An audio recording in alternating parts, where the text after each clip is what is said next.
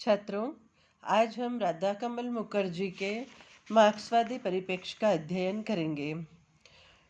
भारतीय समाज में समाजशास्त्र विषय के विकास में राधा कमल मुखर्जी ने अद्वितीय योगदान दिया है। लखनऊ विश्वविद्यालय में राधा कमल मुखर्जी ने समाजशास्त्र की विषय वस्तु को परिसीमित करके तथा मानव के प्रादेशिक संतुलन का अध्ययन करके समाजशास्त्र के क्षेत्राधारित अनुसंधान एवं गहन अध्ययन करने की परंपरा की शुरुआत की। समकालीन सामाजिक चिंतकों में राधा कमल मुखर्जी का महत्वपूर्ण स्थान है। राधा कमल मुखर्जी ने मूल्यों के समाजशास्त्र को विकसित करने में विशेष योगदान दिया है। राधा कमल मुखर्जी ने समाज के एक महाविज्ञान की कल्पना की थी तथा सभी सामाजिक विज्ञानों, विशेष रूप से अर्थशास्त्र एवं समाजशास्त्र को परस्पर नजदीक लाने का सफल प्रयास किया। उनके अनुसार समाजशास्त्र की विषय वस्तु व्यक्तियों में पाए जाने वाले पारिस्थितिकीय संबंध हैं तथा इसलिए इनका वस्तुनिष्ठ रूप से अध्ययन किया जाना चाहिए। उनके समाज के बारे में विचारों को महाविज्ञान इसलिए कहा जाता है क्योंकि उनके अनुसार समाज के बारे में सामान्य सिद्धांत में पारिस्थितिकीय सिद्धांत, समाजशास्त्रीय सिद्धांत तथा मूल्यों व प्रतीकों के सिद्धांत को सम्मिलित करना अनिवार्य है।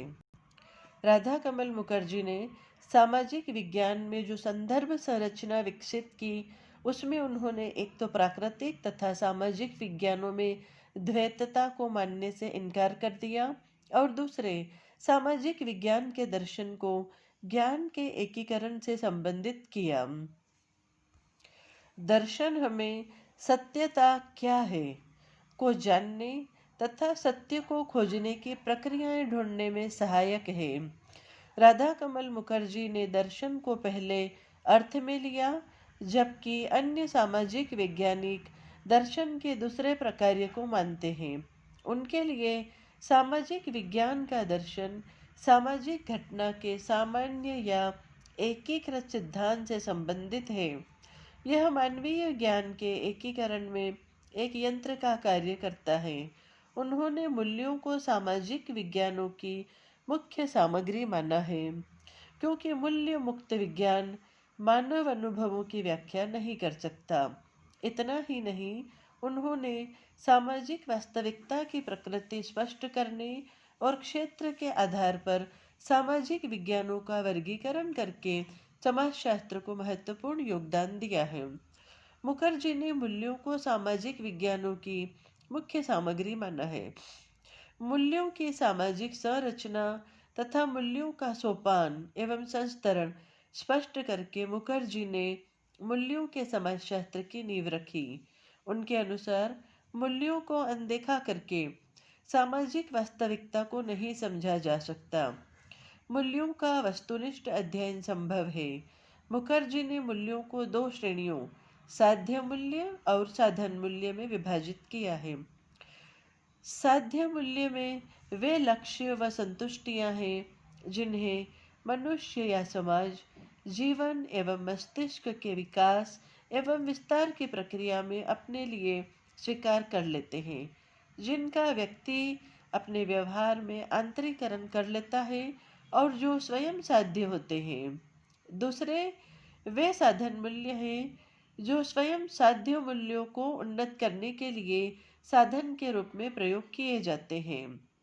साध्य मूल्य अमूर्त एवं लोकातीत होते हैं, जबकि साधन मूल्य विशिष्ट एवं अस्तित्वात्मक होते हैं। राधा कमल मुखर्जी के अनुसार साध्य मूल्य के मूल्यों का संबंध समाज एवं व्यक्ति के जीवन के उच्चतम आदर्शों तथा मूल्यों से होता है, जबकि साधन मूल्यों का लौकिक लक्ष्यों की पूर्ति के साधन या उपकरण के रूप में प्रयोग किया जाता है। सामान्य रूप से मनुष्य का संबंध साध्य मूल्यों की अपेक्षा साधन मूल्यों से अधिक होता है, इसलिए इनकी विवेचना सामाजिक विज्ञानों में अधिक की जाती है। सामाजिक मूल्य सार्वभौमिक नहीं होते, अपितु परिस्थिति एवं क्षेत्रीय आधार पर विकसित होने के कारण इनमें सार्वभौमिकता का अभाव पाया जाता है। अन्य शब्दों में कहा जा सकता है कि यद्यपि मूल्य प्रत्येक समाज में पाए जाते हैं, फिर भी इनकी प्रकृति एवं क्षेत्र सभी जगह एक समान नहीं होते। जैसे भारत में हिंदू विवाह से संबंधित मूल्य मुस्लिम विवाह के मूल्यों तथा पश्चिमी देशों में विवाह के मूल्यों से भिन्न है। उनके अनुसार मूल्य सिद्धांत सामाजिक संगठन एवं सामाजिक संरचना से संबंधित है तथा इसलिए इसमें स्थानीयता पाई जाती है। सामाजिक मूल्य व्यक्तित्व निर्माण में विशेष योगदान देते हैं। व्यक्ति सामाजिकरण के माध्यम से समाज द्वारा मान्यता प्राप्त मूल्यों का आंतरिकरण कर लेता है तथा मूल्यों में वृद्धि के कारण ही उसके नैतिक जीवन का विकास होता है। मूल्य ही व्यक्ति को यह बताते हैं कि उसे समाज में क्या करना है और क्या नहीं करना है। ये एक प्रकार के मानव अभियांत्रिकी का कार्य करते हैं। जीवन निर्वाह से संबंधित होने के कारण कुछ मूल्यों का स्थान सबसे निम्न होता है। इन्हें साधन, बाहरी या क्रियात्मक मूल्य भी कहा जाता है। राधा कमल मुखर्जी ने मूल्यों तथा अपमूल्यों, नकारात्मक मूल्यों में भी भेद किया है। समाज द्वारा स्वीकृत लक्ष्यों को प्राप्त करने के लिए स्वीकृत मानदंडों की उपेक्षा कर जब उनके विरुद्ध आचरण किया जाता है तो उस स्थिति को सामाजिक विज्ञान का सामाजिक मूल्यों का उल्लंघन अथवा अपमूल्य कहा जाता है। मूल्यों एवं अपमूल्यों में संघर्ष की स्थिति समाज के एकीकरण को प्रभावित करती है।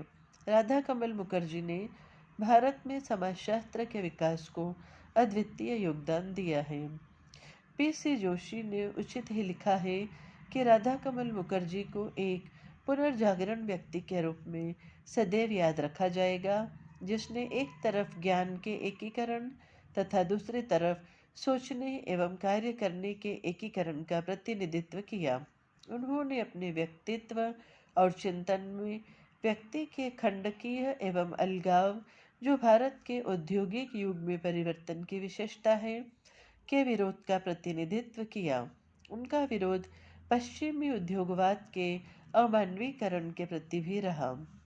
राधा कमल मुखर्जी ने भारतीय सामाजिक यथार्थ को समझने के लिए पश्चिमी समाज विज्ञान मॉडल को पूरी तरह अस्वीकार किया है तथा इनके स्थान पर एक ऐसे मानव सापेक्षिक सामान्य सिद्धांत के प्रयोग का सुझाव दिया है जिसमें वैशिष्ट्यता के साथ साथ सार्वभौमिक मापदंड भी सम्मिलित हों। राधा कमल मुखर्जी ने बंद व्यवस्था का विरोध किया है तथा स्वाभाविक एवं प्राकृतिक दर्शन एवं द्वंद्वात्मक भौतिकवाद से भी यह पूर्ण रूप से सहमत नहीं थे। उन्होंने ऐसे समाज की कल्पना की जिसमें एक संगठित व्यवस्था हो तथा जिसमें स्वतः प्रेरणा से संरचनात्मक प्रकार्यात्मक समन्वय की दशा में अंतः क्रिया गतिशील होती हो। निष्कर्ष रूप में कहा जा सकता है कि यद्यपि राधा कमल मुखर्जी के अध्ययनों में मार्क्सवाद का थोड़ा बहुत प्रभाव रहा, तथापि उन्होंने मार्क्सवाद को भी पूरी तरह से कभी भी स्वीकार नहीं किया।